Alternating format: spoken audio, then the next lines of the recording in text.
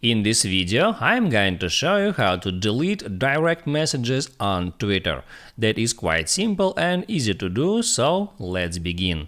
And first, open up Twitter app and then right here tap Add Letter icon to open up your conversation list, and then just hit on some conversation where you are able to remove a message. Let's say I want to remove that one, and all I have to do is just hold down on that message and then hit on delete message for you.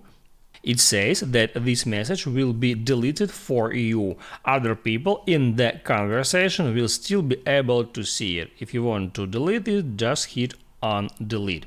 Also, you can go to your messages list and you can also delete the whole conversation. In order to do that, just hold down on the conversation and then hit on delete conversation. This conversation will be deleted from your inbox, but other people in the conversation will still be able to see it. Just hit on delete to delete it. I hope it helps you guys, so don't forget to like and subscribe.